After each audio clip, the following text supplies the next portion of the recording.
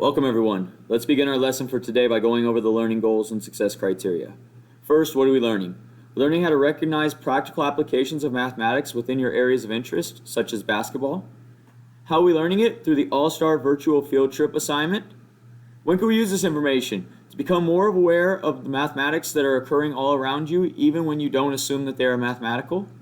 How do you know you learned it? By getting a score of 4 on the All-Star Virtual Field Trip assignment. Now let's take a look at our agenda for today. We will begin by going over our learning goals and success criteria. While we do that, you'll fill out your Get It Started. After that, I'll show you the All-Star Virtual Field Trip video while you fill out your Google form. At the end of class, we'll go back over our learning goals and success criteria while you fill out your Before You Go. Your only homework for tonight is to continue working on the linear equation study guide and any incomplete assignments that you may have.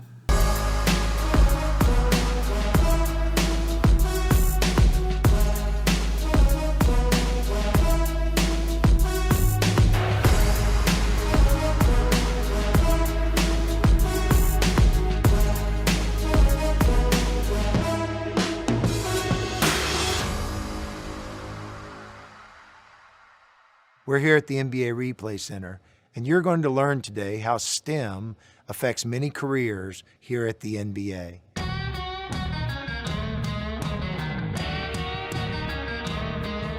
Obviously, everyone wants referees to be perfect. Referees want to be perfect.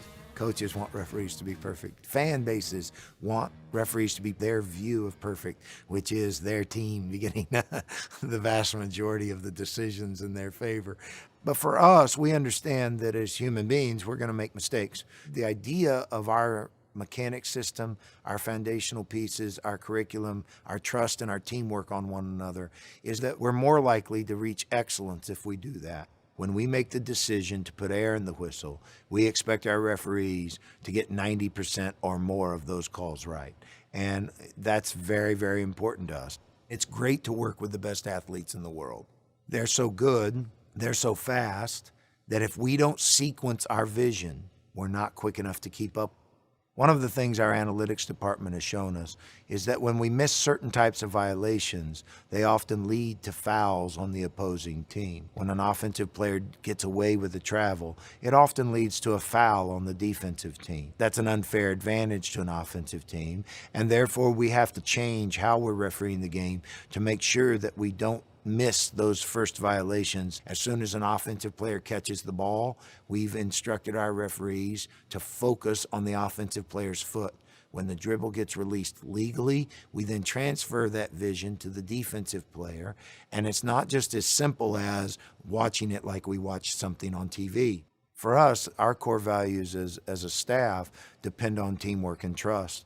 And it's not 3 individual referees working a game, it's 3 referees working in unison with one another.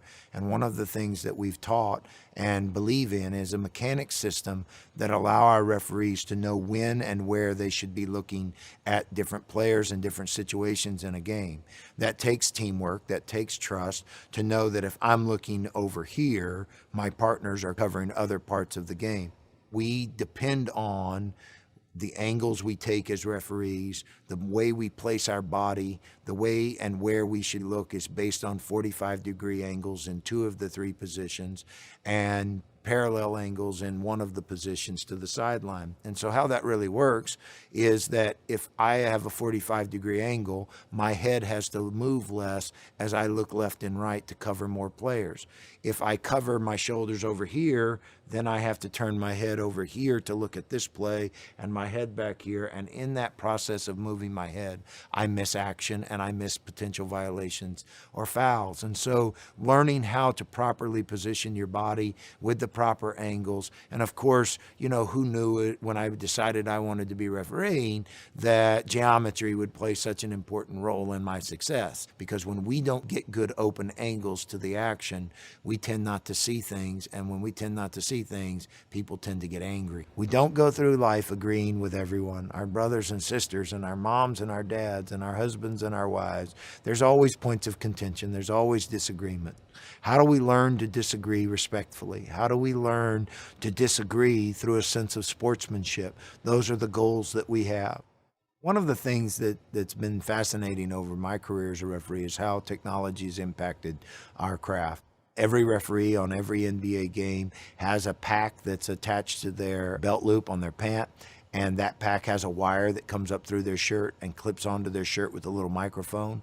And that microphone is set to a frequency that is an NBA whistle. And that frequency, when we blow our whistle, stops the clock. As a league, we're committed to innovation. One of the things that we talked about was an earpiece that you could speak through. But the problem with that is referees need to hear commentary from players and coaches, and we couldn't give up one half of our sensory perception on our ears for fear that we might be giving off the perception of favoritism. I spoke to this player over here, but I didn't hear this player over here, and because of our earpieces. And so we're constantly experimenting. And innovation is vitally important. For young people out there, I would highly encourage you to pay attention to the things that interest you, because they can lead you down paths that you didn't understand there was even a pathway to. And for me, that's what refereeing was. I started refereeing boys and girls in 4th and 5th and 6th and 7th grade, and really enjoyed that process. I wrote the NBA a letter, sort of cold calling them that I might be interested in being a referee. The NBA sent me back a list of the Pro-Am cities. I called the guy up, and he, appropriately laughed at me for thinking that they would just accept anyone to come in and referee pro basketball and college basketball players. But he said, well, if you decide that you really want to do this, if you go to a camp that I know about run by a pro referee and I get a good word back on you, then maybe you would be able to pursue this. We were sort of rubbing nickels together to get by. So I called my father up and said, I'd like to go to this camp. And I'll never forget his words. He said, well, if this is what you want to do, we got to figure out how to get you there, don't we? And I found out years later that my father took a loan out on a horse that we had named Lucky. It was a good horse that got me enough money to pay for the camp. So, it was important to me that my father had sacrificed and had risked something that was important to him. And so when I got hired, I flew home and interrupted one of my father's college classes that he was teaching. And I announced that the class was dismissed on his behalf. The class loved me for it. And I gave my dad that $600 check back, which was important to me. They don't come to Hico, Texas to find referees. You have to go out and find the world.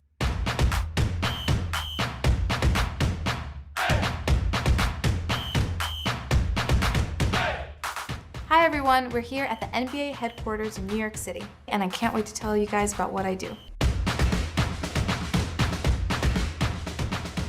Digital media is a field I never thought I'd be in. My plan for myself was to work in finance and work down on Wall Street, but I ended up at the NBA and I get to be in numbers every single day. Growing up, I loved computers, I loved technology. My mom and my dad are my biggest inspirations. They moved here from Armenia, they worked minimum wage jobs, and my mom in 1998 decided to go and get her bachelor's degree in computer science. And that was my biggest inspiration. And sometimes I look back and think about that 8-year-old girl who was reading math and technology textbooks, and now she's at the NBA doing huge mathematical and statistical projects for NBA executives, and I couldn't be happier with where I ended up. For my job, I look at social media data. I look for patterns and trends to see what users like to see on social media. What players do they like to read about? What players do they like to watch videos of? There's so much data that we have, and there are so many rows of numbers. And you can't really find a trend and a pattern just staring at rows and rows of numbers. So you have to find ways to analyze it, run a statistical analysis, run a mathematical analysis. All of that involves that algebra and that statistics that you learned in high school. And so when you visualize it and when you use the right averages and the right calculations, you get to find that one number that tells the best story. And that's the most important part of my job. One of the best examples I can share is a huge project that I worked on last summer where we were taking a look at our Mic'd Up content. Mic'd Up is an incredible feature that we have that allows viewers to listen in on a conversation that a player is having during a game.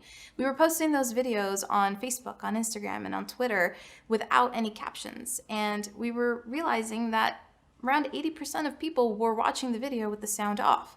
And for a video that's focused on the sound of the game, having people watch it with their audio off didn't make much sense. So seeing that helped us make a small but very important change, and that was adding captions to our videos. And that now allows users to engage with the sound on or with the sound off. Come on! Let me hear it! Let me hear it! Come on! You good? Right. Two. Push, push, push. Left, left, left, left. Wait. Let's go, Jimmy. Oh yeah, I like this. This place is about to get locked. I like this. Hey, keep shooting. Keep shooting. No, you're good. I was waiting on this side though. Is it Believe It? Oh yes. Oh my God. Believe it! Since we made that change, we realized that engagement around that video increased. Mic'd Up content is amongst some of our best performing content last season and this season. While technology is important to analyze the data, we have to make sure that we include that human touch so that we can understand why fans like to see certain players and certain teams. We can look at the averages all day and use that to tell a story, but being able to understand how people are reacting to our content is very, very important. So I'm going to show you guys an example of the type of work that I do on a daily basis. One of the data points that we look at is follower growth on Instagram and all platforms. One of the coolest things that we found last season was a follower growth on Instagram for Donovan Mitchell, who was a rookie last season.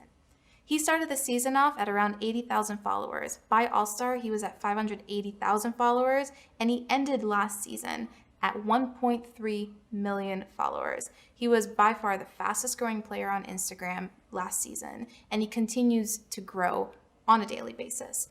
We look at this data across every single player on Instagram, every team account, every league account, to understand the trends and to see why they're growing so quickly. And that's where that human touch comes in, being able to understand how that player performs not only on social media and not only on court, but off court with the fans. And when I look at this data, that's the story it tells me.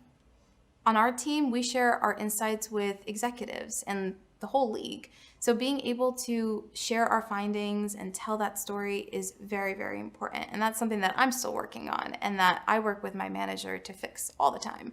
Because you can look at numbers and you can be able to visualize data and share a picture, but what insight are you going to find? How are you going to use that data to make a change? And that at the NBA is one of the most important things.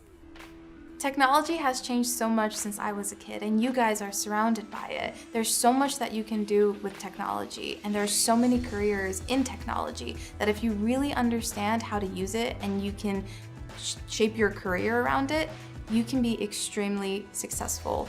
Everything right now in the world relies on technology and data, and being able to understand how that works, well, you got the power in your hands.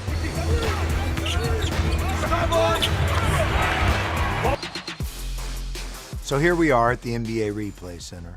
When you're at home watching a game, it often goes unseen the teamwork and collaboration it takes for the on-court officials and the replay center here to work together to get the most difficult plays called correctly. And any given night, we have technicians sitting here calling out the most difficult parts of our game to referee. So the ball changed direction. See, it definitely hit his heel then.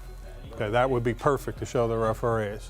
They call that out to a senior replay coordinator along with an NBA official. When you see an NBA referee give this signal on the floor, that triggers certain avenues here at the replay center.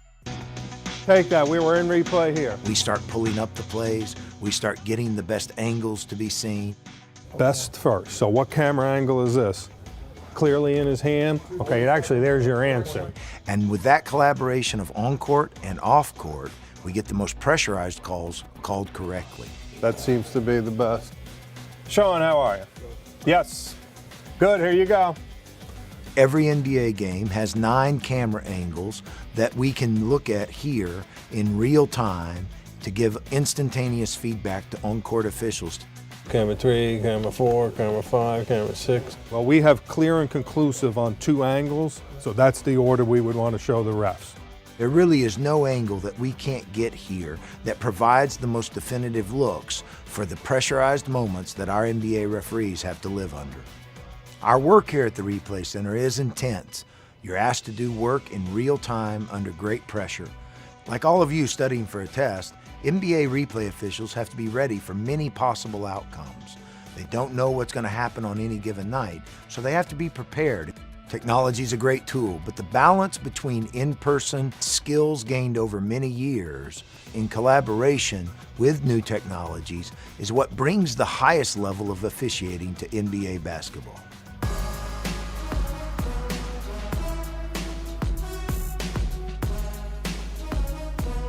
Welcome to the Spectrum Center, home of the Charlotte Hornets.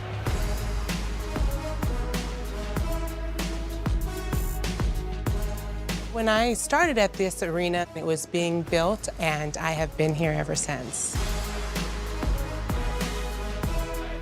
A great characteristic I look for when creating my team is level-headedness, being able to multitask, and persistence. A lot of people may not realize an arena runs very similarly to a city. We have a lot of different entities around our building, just like a city does. We all come together to establish one goal. For example, we could have a concert on a Saturday night. We'll get the floor back around 2 a.m. when they're finished loading out. And we have to have the Hornets floor down ready for Marvin Williams to do shoot around at 9 a.m. So these guys need to work on a tight time schedule, making sure everything's done in that time frame that they have. In the 14 years that I've been working here, we've hosted pretty much every large event that can fit in this facility, from college basketball games and tournaments, the largest concerts that are on tour right now, and of course, Hornets basketball games every season. And our team is responsible for bridging all the gaps and the ultimate liaison between all these departments to make sure all of these events go off without a hitch every day. Our primary focus is the Charlotte Hornets home games. We have about 42 or 43 of them a year, and they had a different challenge being televised for each event. It makes our precision and timing that much more important. For every game that we have and the NBA has, to maintain the same experience for our fans, people watching on TV or in person, players, or people working, we have to follow a list of rules just like kids follow rules. Those rules are given to us by the NBA, from court length to arena temperature to arena humidity to camera angles and camera distances, Hornets lockers, shower head heights, shower control heights, everything in between. I originally went to school for physical therapy, and then I had a change of heart. I said my passion's really in sports and entertainment, and I changed my major to hospitality and tourism management. After that, I applied for an internship here with the Hornets, which I got in my fall semester. A job opened up here, and they called me, and I moved down 2 days after I graduated. I've been here ever since. I grew up in a basketball family, which led me to play women's basketball at University of Nevada, Reno. I then did a master's program in sports administration, Virginia Commonwealth University, which gave me the opportunity to do an internship here with the Charlotte Bobcats at the time, and I have been here 14 years. One of the challenges of our building, it is situated on a single city block. This means that we have a lot smaller footprint to work with, and our conversions between event setups are a lot more challenging. We use AutoCAD, an architectural design computer program, when we're building concerts and stages for different events. Concerts will send us their stage, and we'll have to input it into an AutoCAD on our floor, and then we'll build the chairs around that. Once we put all of the seating out, we'll send that plan to Ticketmaster, and they'll put that on sale, and that's what you look at when you go to buy seats. One of our biggest challenges is getting people in this building in a timely fashion and ready to put on a great event for them. During the event, we are monitoring closely how the flow of traffic into our building is happening.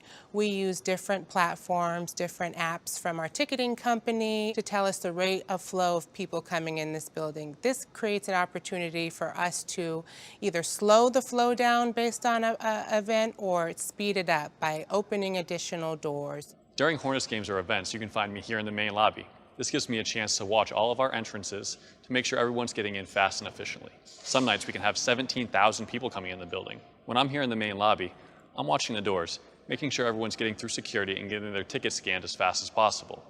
If we need to open up more doors for a larger audience, I'll have to make that call with our guest services team and with our security to open up extra doors and allow everybody to come in a fast, efficient time. We need to make sure that we can get all 17,000 people in before the game starts. That's quite the task. We use data and analytics every day. For example, with our Hornets mobile app, it gives guests an opportunity to use express lines and discounts on all their food and merchandise. From the Hornets, we get to use it as collecting data on what they're spending their money on. We look over all of that data, and we can use that to help improve guest experiences while they're in the building. And since we've introduced that, we've noticed that guests are actually spending more money at the concession stands in our merchandise booth because of the discounts and having an overall better experience in the arena. One of the things that makes my job exciting and interesting is how many different events are going on in one day at our arena. You can see, for example, they're doing a setup right now for the All-Star game. The biggest challenge my team has right now is trying to balance creating a great environment for all of our normal events. We're having one of the biggest concert seasons we've had. Of course, the Hornets are having a great season while we prepare to host one of the largest events this city and, of course, this building has ever hosted in the NBA All-Star Game, and we are so excited it is here. This is a huge event for us. It mixes a basketball game with a concert. We're working with operations, engineering, IT, partnerships, and we all have to come together from all different parts of the arena to make this happen. My job is to motivate my team and to explain to them that at the end of the day, to see the excitement and the experience that all of our fans have, it is very rewarding.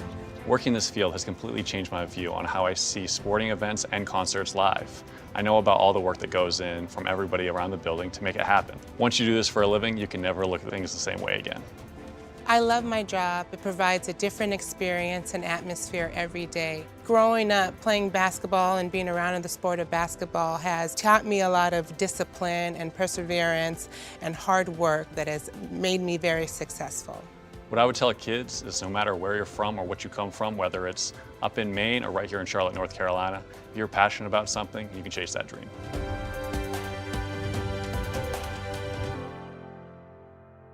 Thank you for joining us today. I hope you had as good of a time as I did in sharing everything that goes into the NBA, how STEM and technology impacts it, and to understand that dreaming big is important, that it doesn't matter what gender you are, it doesn't matter what race you are, it doesn't matter what country you come from, that if you encapsulate some of the great things about life, integrity, courage, commitment, the ability to apply what you learn, if you can do those things as a referee, as a teacher, as a student, that you should have the opportunities that are afforded to us all. And we're committed to that here at the NBA. I think that that's vitally important, that as we are young in the world, to imagine for ourselves a future that may seem big, but is available to us if we know that if I put the work in, if I take the hours and put the time to study and to learn my craft, to become a writer, to become an actor,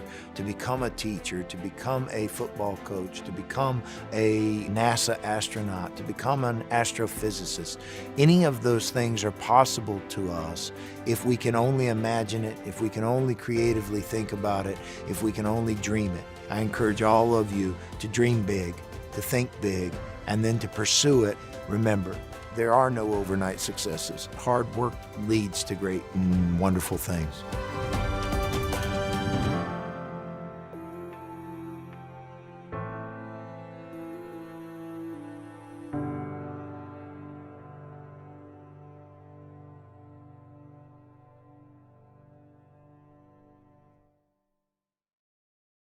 Let's take a look now at the All-Star Virtual Field Trip assignment. So it begins here with our learning goals and success criteria. And if we scroll down, there's a link to be able to watch the video, so you can click on that and watch the video. As you're watching the video, you're going to fill out 5 facts that you learned from the video. So these facts should be math related. When you're done and you've answered and have all 5 facts here, you're going to go ahead and click next. That will take you to your before you go. Go ahead and fill out your before you go and then submit your work on Google Classroom.